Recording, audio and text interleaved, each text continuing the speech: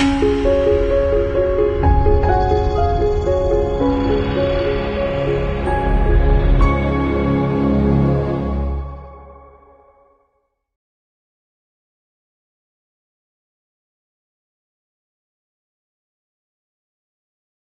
going to discuss about a very interesting issue, I believe, the marketing function during a recession. Now, you might wonder, I'm in Poland, and Poland is doing quite well in terms of economic growth. So, why someone should talk about marketing in a period of recession in a country where there is a growth? The reason I'm doing that is that, first of all, I would like to stress that marketing is an important function, regardless if we have good times or bad times. And at the same time, I would also to stress that the victim of recession is the marketing function, and this is completely wrong.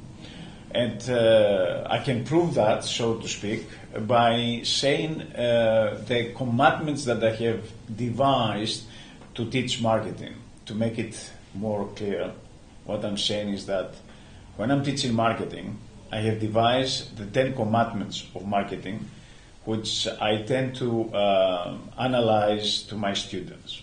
Now, taking these 10 commandments, which I'm going to mention shortly, I indicate that these commandments are more important during the recession rather than at the good times. Now, to start with, we have to put more emphasis on marketing research. We have to know the customer, of course, at any time, but particularly during the recession, when the buying behaviors are changing for both consumers and business organizations, then we have to know exactly how do they behave in order to make the necessary adjustments. So more emphasis should be placed on marketing research. Secondly, we talk about the focus on existing customers. Our existing customers are our asset. And of course, we have to make sure during recession that we serve them better.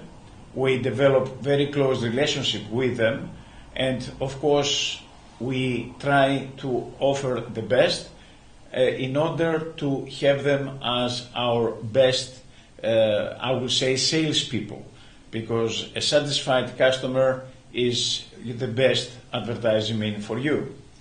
Another thing is that you have to see and to find new target markets. And this, of course, can be done by applying what we call market segmentation to identify the segments that are the most profitable, with the better returns, which you need these segments in order to survive during recession. Fourthly, you have to differentiate yourself, and during recession you have to make sure that you are differentiated from competitors in terms of quality, in terms of innovation, in terms of even pricing. And talking about pricing, I'm coming to another commandment which says that you do not need to reduce prices during recession, because a lot of companies and organizations are falling into this trap to reduce prices. This is not always right, because we have to take into consideration what we call the price elasticity of demand. Sometimes your products are differentiated, your products are associated with high quality, you are directing your efforts towards segments which are not particularly price sensitive. So under these circumstances, you don't need to reduce prices. Prices can be reduced if your strategy is a low-cost, low-price company. Another major issue, which again it's wrongly practiced by many companies and organizations during recessions, is the issue about the promotion and advertising.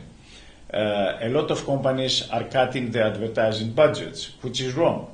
Many studies since the recession in 1923 in the United States have shown that during recession it's the best time not only to keep but even to increase your promotional expenditure, because through this way you increase your market share and your sales, not only during recession but after the recession is over. Another major issue, again, which is important in good times, in bad times, but particularly in the bad times, is to review your product portfolio.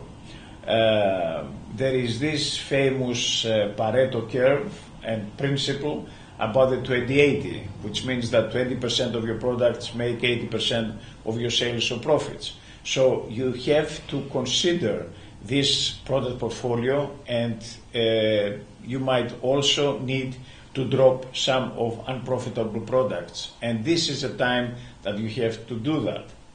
Another important issue has to do with developing customer relationships. The customer relationships is extremely crucial, particularly during this period of recession.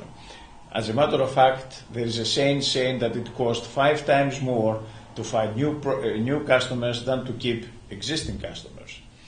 Another issue has to do with internal marketing. Internal marketing means that you have to treat your employees the way you treat your customers. You cannot have satisfied customers unless you have satisfied employees. So this is a time where you really need to apply internal marketing. There might be some redundancies, but some people, and the people that stay in the business, they have to feel that they are serving the company, that they are useful for the company, and of course we can show that through further education of these people and really caring for these people. And also another issue is that you have to reorganize your marketing function. You have to develop what is called the social media management. You have to employ now people expert in digital marketing, because everything becomes digital.